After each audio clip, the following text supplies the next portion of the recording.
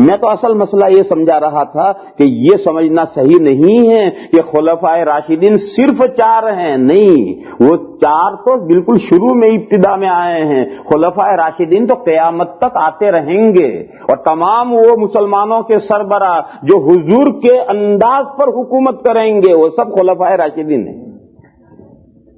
میں بہت پیچھے کی آپ کو ایک مثال دوں، تمام بزرگوں نے تسلیم کیا ہے کہ غیر منقسمہ ہندوستان کے جو بادشاہ تھے عالمگیر رحمت اللہ علیہ، عالمگیر رحمت اللہ علیہ غیر منقسمہ ہندوستان جس میں سے اس وقت میں 6 ملک بن گئے ہیں، اس ہندوستان میں سے اب 6 ملک ہیں، پاکستان، انڈیا، بنگلہ دیش، نیپال، تبت اور برما، یہ سب غیر منقسمہ ہندوستان ہے۔ یہ اتنا بڑا ہندوستان تھا پہلے، اس پورے ہندوستان پر عالمگیر رحمت اللہ علیہ نے 54 سال حکومت کی ہے، 54 سال اتنے بڑے ملک کے اوپر حکومت کی عالمگیر رحمت اللہ علیہ۔ اس 54 سال میں ایک نیا پیسہ انہوں نے حکومت کے بیت المال سے نہیں لیا۔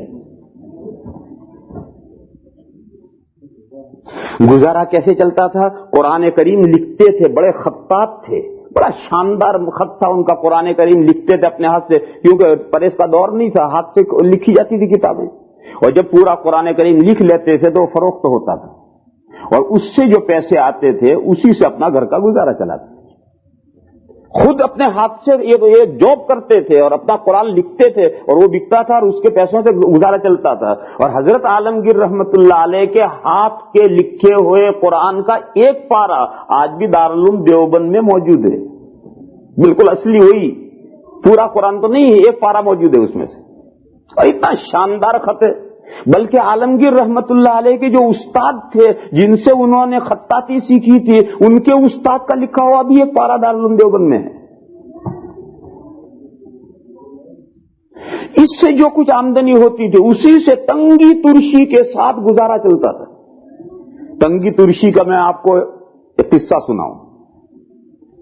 عالمگیر رحمت اللہ علیہ کے یہاں ایک تو سرکاری لنگر خانہ تھا، لنگر خانہ یعنی خوب کھانا پکتا تھا اور ضرورت مندوں کو، غریبوں میں تقسیم ہوتا تھا، ہزاروں آدمی، سینکڑوں ہزاروں آدمی روزانہ کھاتے تھے۔ لنگر خانہ کہتے ہیں اردو میں اسے، ایک تو سرکاری لنگر خانہ تھا، اور ایک حضرت کا اپنا ذاتی باورچی خانہ تھا، کچن۔ اس کا باورچی الگ ملازم تھا، اس کی تنخواہ الگ دیتے تھے، اور وہ سرکاری تھا، اس کے باورچی معلوم نہیں کتنے ہوتے تھے، اس کی سب سرکاری تنخواہیں جاتی تھی۔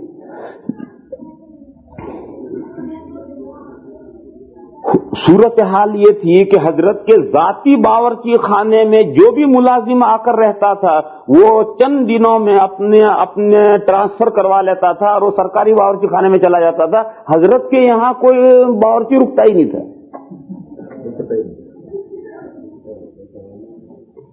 ایک باورچی تھا من چلا، اس نے سوچا کہ یہ کیا بات ہے، بادشاہ کے یہاں کوئی باورچی کیوں نہیں ٹکتا، میں جا کر کے جاب کروں گا اور میں نوکری کروں گا، دیکھوں کیوں نہیں ٹکتا۔ خیر اس نے درخواست دی کہ حضور میں آپ کا کھانا پکانا چاہتا ہوں۔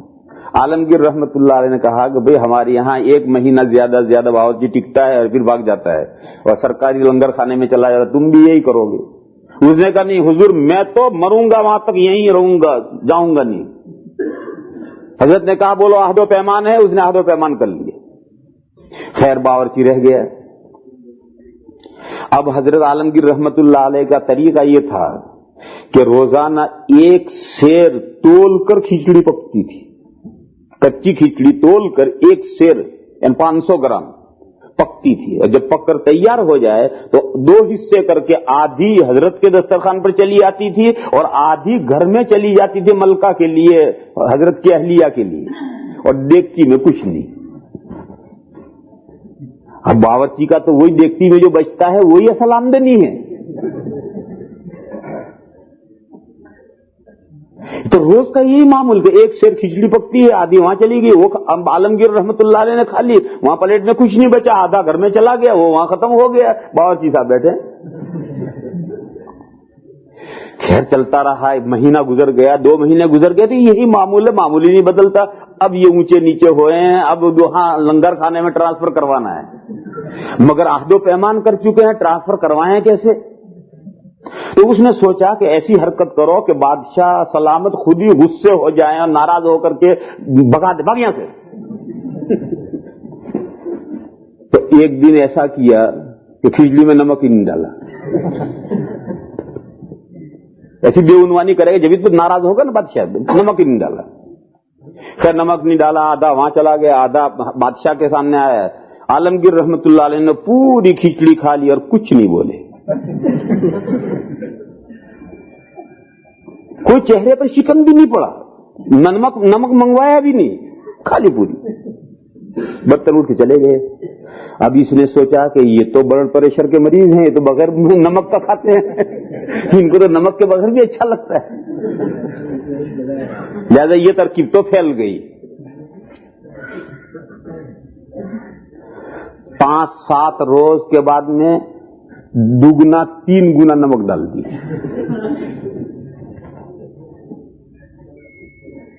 پھر وہ آدھی کھچڑی وہاں چلی گئی، آدھی بادشاہ کے یہاں چلی گئی۔ اب کے حضرت نے ایک لقمہ اٹھا کر کھایا تو ایک نظر اسے دیکھا اور کچھ نہیں کہا، کھاتے رہو، پوری کھا لی۔ اب یہ سوچتا کہ یہ ترکیب بھی پھیل گئی۔ جب برتن اٹھانے کے لیے آیا تو اسے یہ کہا کہ کل 1.5 سیر کھچڑی پکائی ہو اور جتنی گھر میں جاتی ہے اتنی گھر میں بھیجیو اور باقی ساری میرے یہاں لے آئی۔ اب یہ کچھ سمجھا کچھ نہیں کہ کیا مقصد ہے۔ خیر اس نے تول کر 1.5 سیر کھچڑی پکائی اور گھر میں جتنی جاتی تھی وہ گھر میں گئی اور باقی ساری 1 سیر حضرت کے یہاں آ گئی۔ تو حضرت نے حسب معمول جتنا کھاتے تھے اتنا کھایا اور آدھی بچ گئی۔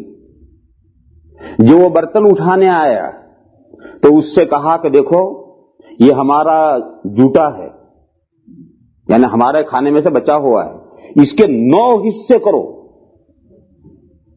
اور ہمارے 9 رتنوں کو ہدیہ دے کر آؤ۔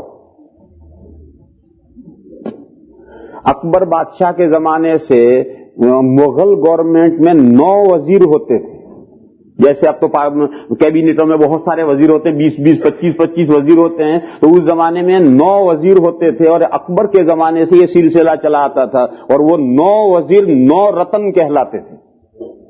تو عالمگیر رحمت اللہ علیہ کے گورنمنٹ کے بھی 9 وزیر تھے، وہ 9 رتن کہلاتے تھے۔ تو یہ کہا کہ یہ جو ہماری بچی ہوئی کھچڑی ہے اس کے 9 حصے کر کے ہمارے 9 رتنوں کو ایک ایک وزیر کو یہ ہدیہ دے کر آؤ، یہ ہمارا جوٹا ہے۔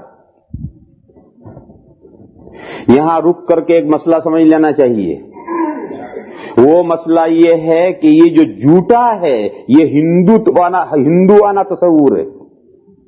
اسلام میں کچھ جھوٹا نہیں ہے، اسلام میں سب سچا ہے۔ یہ جو جھوٹے کا تصور ہے، پینے کے بعد جو بچا ہے کہ جھوٹا پانی، کھانے کے بعد جو بچا ہے کہ جھوٹا کھانا، یہ جھوٹے کا تصور، یہ ہندوانہ تصور ہے۔ اسلام میں جھوٹا کچھ نہیں ہے، اسلام میں سب سچا ہے۔ اور چونکہ ہم ہندوؤں کے ساتھ رہتے ہیں اس لیے ان کا وہ جھوٹا لفظ ہمارے یہاں آ گیا ہے، ہمارے محاورات میں آ گیا ہے۔ ہندوؤں کے یہاں جھوٹے کا تصور ہے اور اسی وجہ سے 2 ہندو ساتھ نہیں کھائیں گے، یہ الگ پتے پر کھائے گا، وہ الگ پتے پر کھائے گا، وہ الگ پتے پر کھائے گا، وہ الگ پتے پر کھائے گا، ان کے یہاں وہ جھوٹے کا تصور ہے۔ تو اس لیے میرے بھائیوں سمجھ لو اسے اچھی طرح سے، اسلام میں جھوٹے کا کوئی تصور نہیں ہے۔ اسلام میں جو بچا ہوا ہے اس کے لیے حدیثوں میں جو لفظ آیا ہے وہ لفظ آیا ہے سور۔ سور کے معنی بقیہ، بچا ہوا۔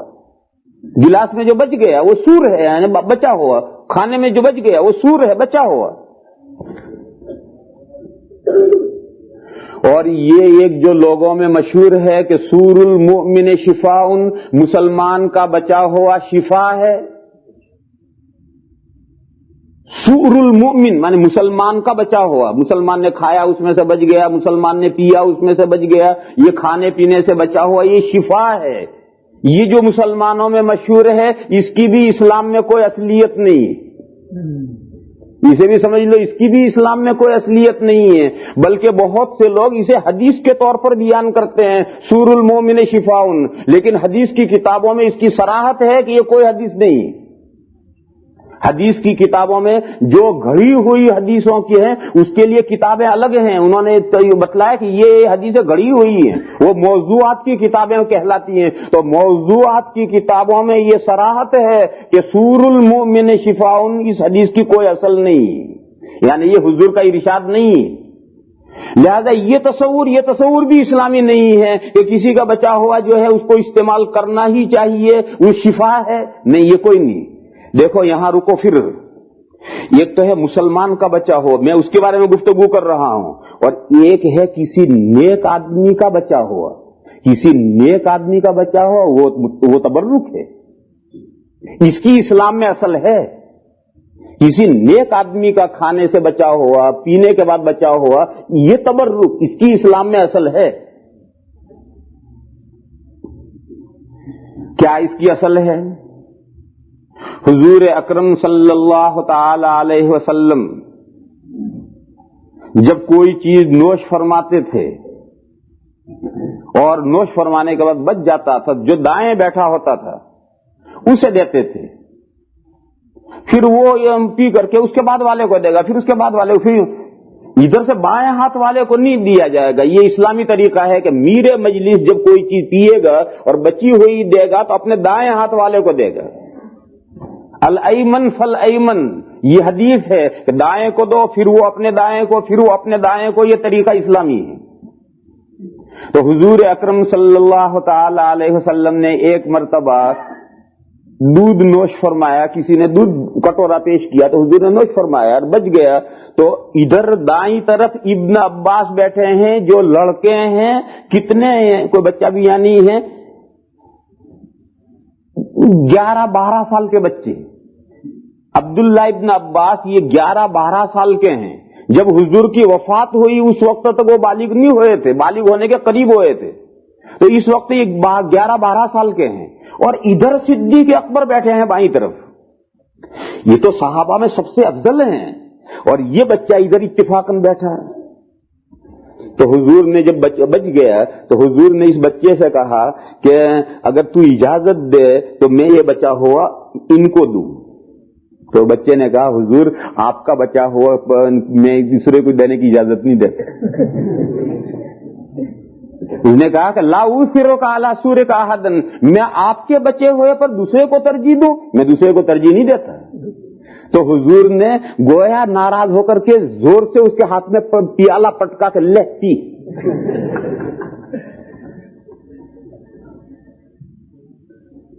ایک حدیث، ایک مرتبہ ایسا ہوا گھر میں حضور تشریف فرما ہیں اور گھر کی خاندان کی اور گھر کی عورتیں جمع ہیں، حضور کے خدمت میں دودھ پیش کیا گیا تو حضور نے نوش فرمایا، اور حضور کے دائیں طرف بیٹھی ہوئی تھی حضرت ام ہانی، یہ حضور کی چچازاد بہن ہے اور حضرت علی کی حقیقی بہن ہے، وہ ادھر بیٹھی تھی۔ تو وہ قاعدے کے مطابق حضور نے وہ دائیں طرف بیٹھی ہوئی تھی ان کو دے دیا، انہوں نے پی لیا، پی چکی، پھر کہنے لگی یا رسول اللہ مجھ سے تو گناہ ہو گیا، میرے لیے دعا فرمائیے اللہ میرا گناہ معاف کریں۔ حضور نے پوچھا بھئی کیا گناہ ہو گیا؟ کہنے لگی میرا تو روزہ تھا آج، میرا تو آج روزہ تھا، مگر میں نے سوچا کہ اگر میں روزہ رکھتی ہوں تو آپ کا تبرک جاتا ہے، دوسری لے اڑیں گی، میں تو روزہ کہہ کر رہ جاؤں گا، کوئی شام تک یہ دودھ میرے لیے تھوڑے بچے گا، لہذا میں روزے میں اگر روزے کو بچاتی ہوں تو تبرک جاتا ہے، یہ دوسری لے اڑیں گی، تو میں نے سوچا کہ تبرک کو سے روزہ تو میں کل بھی رکھ لوں گی،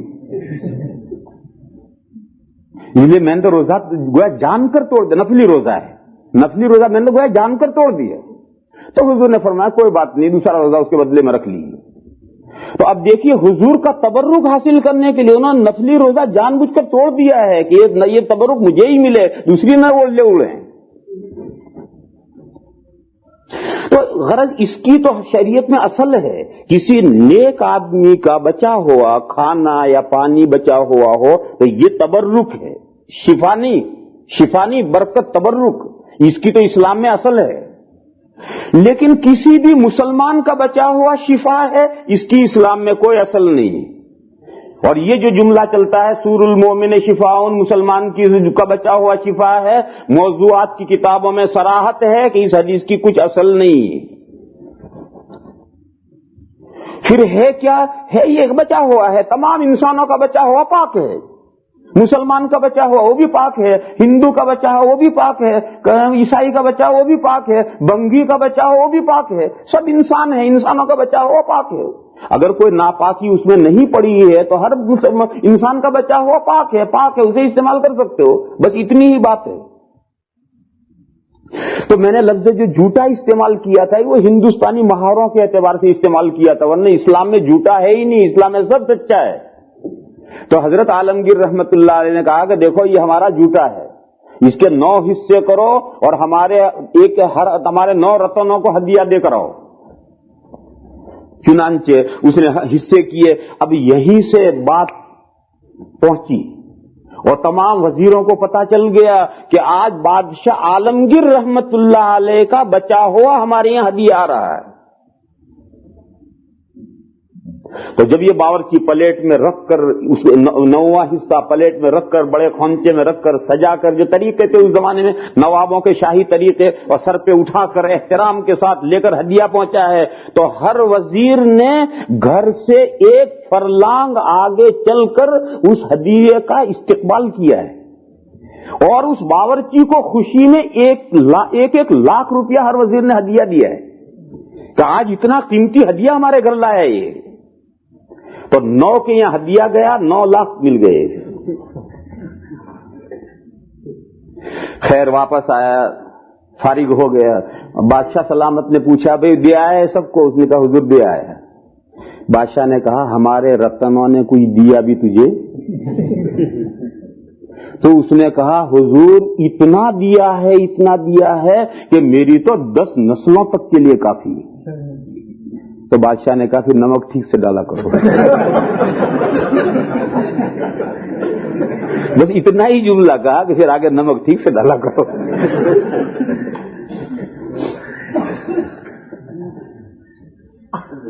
لا